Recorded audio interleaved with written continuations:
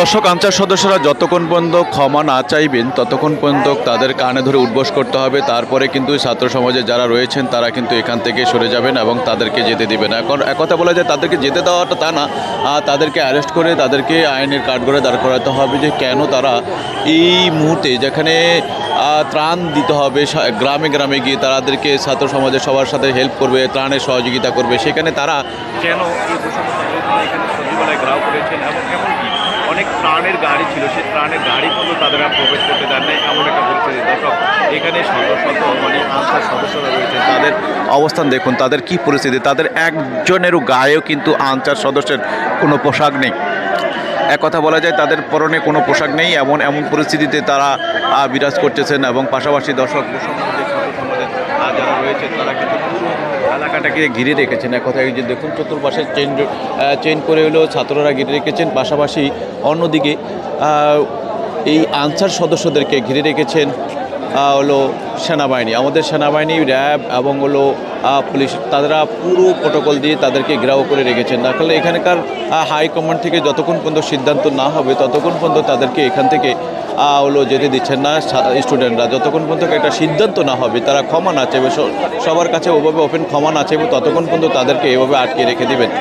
দর্শক, এমন একটা অবস্থানে কিছুক্ষণ আগে ঠিক দিনের বেলাটা যদি হিসাব করি, এই মানুষগুলো তখন তাদেরকে জোরালো বক্তব্য এবং জোরালো মানে ভূমিকা রেখেছেন এই সচিবালয়ের সামনে। সেখানে নাহিদ সাহেব এবং পাশাপাশি এই সচিবালয় অন্যান্য উপদেষ্টারা যারা রয়েছেন তাদেরকে সবাইকে অবহিত করায়, তাদেরকে কাউকে বিরতি দেন না। আপনারা দেখেছেন কিছুক্ষণ আগে তারা কিন্তু আমাদের লাইভে আপনারা দেখতে পেরেছেন তাদেরকে হলো প্রোটোকল দিয়ে ছাত্ররা এখান থেকে বের করেছেন। এই আনসারদের কারণে কিন্তু তারা বেরোতে পারে না। দর্শক, এই দেশের যে এই পরিস্থিতি, ক্লান্তি লগ্নে তাদের এই বিষয়গুলো কোনোভাবেই ছাত্র সমাজ মেনে নিতে পারে না। তারা চেয়েছেন যে তাদের সাথে কথা বলে তাদের যদি যৌক্তিক দাবি হয় সেই দাবিগুলোকে তারা সুন্দরভাবে মেনে তারা চিন্তা করেছেন। দর্শক, এই বিষয়গুলো তারা মানার চেষ্টা করেছেন। দর্শক, আমরা দেখতেছি চেনটি আস্তে আস্তে ধীরে ধীরে বড় হচ্ছে, স্পেস নিচ্ছেন এবং তাদেরকে যেভাবে হোক হলো এক কথায় তারাই বাংলাদেশের সন্তান, তাদেরকে বাঁচানোর জন্য এখানে ছাত্র সমাজের সবাই কিন্তু চেষ্টা করছে না যে বিরোধীদেরকে এখানে কিন্তু অনেকে চেষ্টা করছে সামলানোর জন্য। কারণ হলো উত্তেজিত, এক কথা বলা যায় তাদের মাথা গরম, যারা এই অল্প বয়স, এই বয়সে তাদের যে অবস্থানটা দেখেছি, তারা কিন্তু সবাই কিন্তু চেষ্টা করেছেন যে কেউ চাচ্ছেন ছেড়ে দিতে, কেউ চাচ্ছেন মানে বিরোধী যাতে না বেরোতে পারে, সেজন্য কিন্তু তারা আটকে রেখেছেন। দর্শক,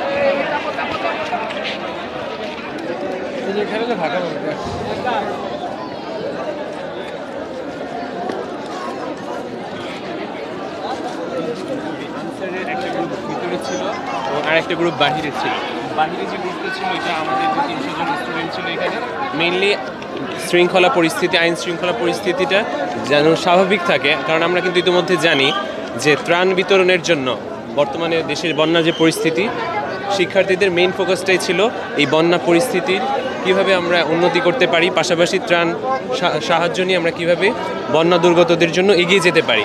তো আমরা যখন ঠিক ওই পরিকল্পনা নিয়ে ব্যস্ত, ঠিক একই মুহূর্তে আনসার বাহিনী এই সব কিছু তোয়াক্কা না করে তারা কোন উদ্দেশ্য নিয়ে এখানে সচিবালয় ঘেরাওয়ের কর্মসূচি দিয়েছিল সেটা হচ্ছে আমাদের প্রশ্ন। আমরা মনে করি এটা হচ্ছে তাদের প্রতি বিপ্লবের একটা উদ্দেশ্য নিয়ে তারা এখানে জড়ো হয়েছিল এবং যেটার প্রমাণ তারা তাদের কর্মকাণ্ডের মধ্য দিয়ে দিয়েছে।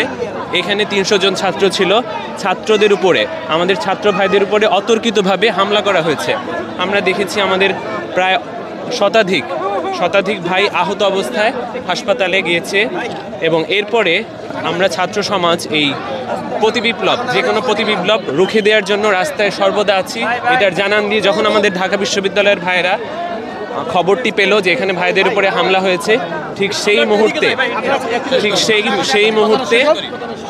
মুহূর্তে আমরা ঢাকা বিশ্ববিদ্যালয় থেকে সকলে যখন এইদিকে আসলাম, আমাদের ছাত্র সমাজের প্রতিরোধের কারণে আনসার বাহিনী এখান থেকে পিছু হটতে বাধ্য হয়। তবে আমরা এই বিষয়টা নিয়ে সবসময় সজাগ আছি যেন ছাত্র জনতার এই বিপ্লবকে কোনো প্রতিবিপ্লবের মাধ্যমে, কোনো ষড়যন্ত্রের মাধ্যমে এই বিপ্লবটা যাতে আমাদের হাতছাড়া না হয়, সেজন্য ছাত্র সমাজ মাঠে ছিল, মাঠে থাকবে ইনশাআল্লাহ, এবং আমরা কোনো প্রতিবিপ্লবকে এদেশে সফল হতে দিব না ইনশাআল্লাহ। মানে অপরাজিত যে শক্তি যেন মাথাচাড়া দিয়ে উঠতে না পারে, হবে সকল অপশক্তিকে রুখে দেবে ইনশাআল্লাহ। আচ্ছা, আমি আপনাকে হচ্ছে একদম সরাসরি যদি প্রশ্ন করি, এখানে অনেকে এটা বলেছে তাদের পক্ষ থেকে যে এখানে হচ্ছে তৃতীয় পক্ষ বা আওয়ামী লীগের ইন্ধন রয়েছে। অবশ্যই এটা সুস্পষ্ট হয়, কেননা আমাদের আনসার ভাইদের, আমাদের কিছু পরিচিত আনসার ভাই আছে, তাদের সাথে আমরা কথা বলেছি। তাদের এইখানে সচিবালয় ঘেরাওয়ের মতো কোনো পরিকল্পনা তাদের ছিল না। তো আমাদের প্রশ্ন, কাদের পরিকল্পনায় বা কাদের মানে কি উদ্দেশ্য নিয়ে, যখন সমস্ত দেশ, পুরো দেশবাসী শুধুমাত্র বন্যার্তদের নিয়ে আমরা কাজ করছি, এবং বন্যার্তদের আমরা জানি বন্যার কী অবস্থা হয়েছে, এবং এই বন্যাটা কি কেন কারা গজলডোবা এবং ডম্বুরবাঁধ খুলে দিয়ে একটা রাজনৈতিক প্রতিহিংসার দরুন কেন বিনা নোটিশে এই বাঁধগুলো খুলে দিয়ে বন্যা সৃষ্টি করেছে, এই বিষয়টা নিয়েও আমরা কিন্তু মোটামুটি সবাই স্পষ্ট যে আমাদের অবস্থান এখানে স্পষ্ট। আমরা বুঝতে পারছি ভারত অত্যন্ত উদ্দেশ্যপ্রণোদিত এবং রাজনৈতিক প্রতিহিংসার বশবর্তী হয়ে তারা গজলডোবা এবং ডম্বুরবাঁধ বিনা নোটিশে খুলে দিয়েছে, যেটা সম্পূর্ণভাবে আন্তর্জাতিক আইন বিরোধী।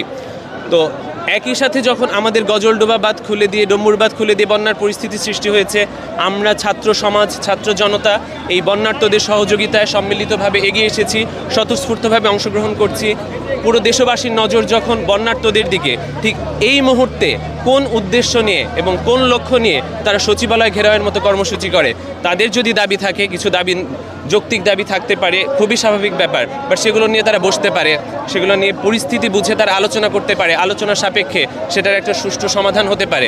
কিন্তু কোন উদ্দেশ্য নিয়ে তারা সচিবালয়, বর্তমান পরিস্থিতির সচিবালয় ঘেরাওয়ের মতো কর্মসূচি দিল এবং এখানে ছাত্রদের উপরে অতর্কিতভাবে হামলাটা করা হলো, তো এখান থেকে আমরা সুস্পষ্টভাবে বুঝতে পারছি কিছুদিন আগে বিচারালয়ে বিচারপতিদের একটা কু হওয়ার চেষ্টা হয়েছিল, আমরা জেনেছি, এবং প্রধানমন্ত্রী, সাবেক প্রধানমন্ত্রী শেখ হাসিনার পুত্র সজীব ওয়াজেদ জয় ইতোমধ্যে কয়েকবার এক এক সময় এক এক ধরনের কথা বলেছেন, এবং এখান থেকেও আমরা কিছু আঁচ করতে পাচ্ছি। যেমন শেখ হাসিনা কিন্তু বাহিরে চলে গেছে, কিন্তু স্বৈরাচারের দোসর ফ্যাসিস্ট, আমরা যদি স্পেসিফিকভাবে বলি, শেখ হাসিনা সরকারের সময় যে রাষ্ট্রপতি নিয়োগ হয়েছিল শাহাবুদ্দিন চুপ্পু, ইনি স্পষ্টভাবে একজন স্বৈরাচারের দোসর। সে কিভাবে এখনও রাষ্ট্রপতি পদে আসীন আছে সেটা আমাদের বোধগম্য না।